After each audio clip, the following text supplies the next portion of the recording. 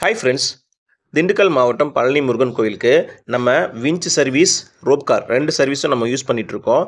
படிப்பாதை, யானைப்பாதை இது வழியாகவும் நம்ம போய் நம்ம முருகனுங்க தரிசனம் பண்ணிட்டு வரலாம். இந்த ரோப் கார் திட்டம் வந்து பார்த்தீங்கன்னா 2004ல் ஆரம்பித்தாங்க.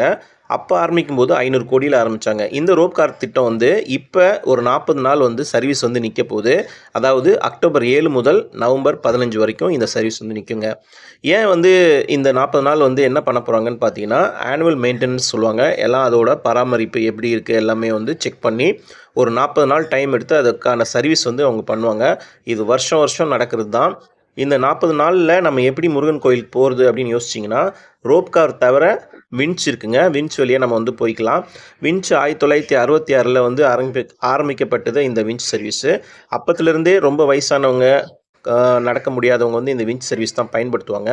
ஏன் அப்படின்னா, ரோப் காரில் நீங்கள் மேலே போகும்போது ரொம்ப பயமாக இருக்கும் அப்படின்னு சொல்லிட்டு மோஸ்ட்லி விஞ்ச் தான் யூஸ் பண்ணுவாங்க.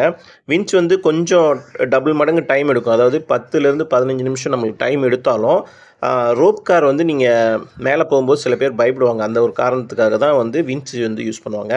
இந்த ரோப் கார் சர்வீஸ் வந்து ஒரு 40 நாள் வந்து மெயின்டெனன்ஸ் இருக்கிற டைமில் விஞ்ச் வந்து உங்களுக்கு பயன்பாட்டில் இருக்குது. அதே போல் படிப்பாதை, யானைப்பாதையும் வந்து பயன்பாட்டில் தான் இருக்குது. நீங்கள் தாராளமாக நடந்தும் போகலாம். நவம்பர் 16லேருந்து நம்மளுக்கு இந்த ரோப் கார் சர்வீஸ் வந்து மீண்டும் வந்து ரெஸ்யூம் பண்ணி கொடுத்துருவாங்க. அது வரைக்கும் நம்ம வந்து விஞ்சில் ஜாலியாக என்ஜாய் பண்ணி மேலே போய் சாமியை தரிசனம் பண்ணிட்டு வரலாம். அவ்வளோதான் அந்த வீடியோ. தேங்க்ஸ் ஃபார் வாட்சிங். சப்ஸ்கிரைப் பண்ணாதவங்க கொஞ்சம் சப்ஸ்கிரைப் பண்ணிட்டு பாருங்கள்.